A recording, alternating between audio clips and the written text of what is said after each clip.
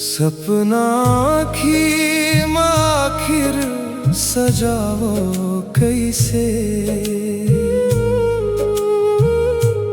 टूटे मन ला फिर हंसावो कैसे।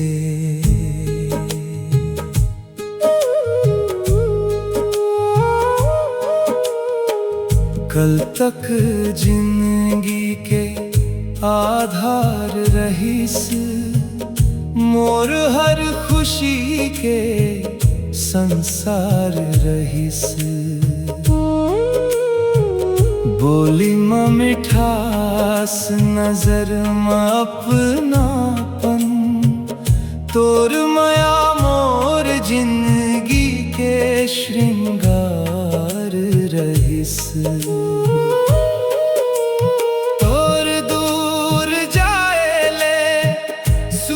सुना है मन रोवत है चुपचाप मोर अंतर मन। माया के बगिया मबादर छागे, फूल खिले के बेरा फिर पतझड़ आगे। तोर बिना मोर रद्दा अधूरा लागे, हर डगर में बस तोर सुरता जागे। जेन हाथ पकड़ के चलना सिखाए, ओ हाथ बिना चल पाओ कैसे। सपना आखिर सजाओ कैसे, टूटे मन ला फिर हंसाओ कैसे।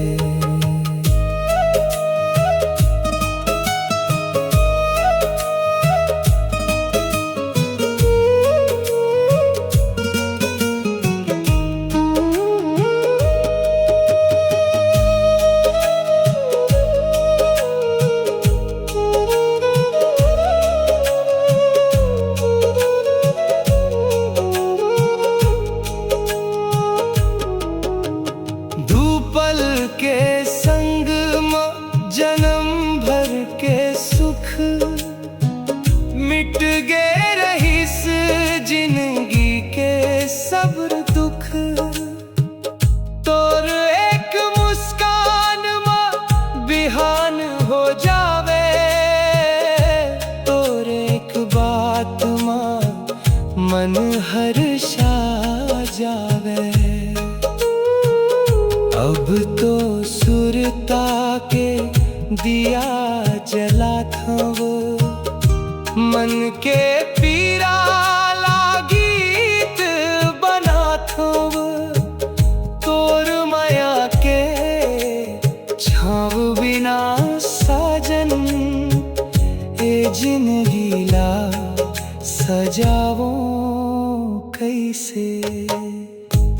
सपना आखिर सजावो कैसे,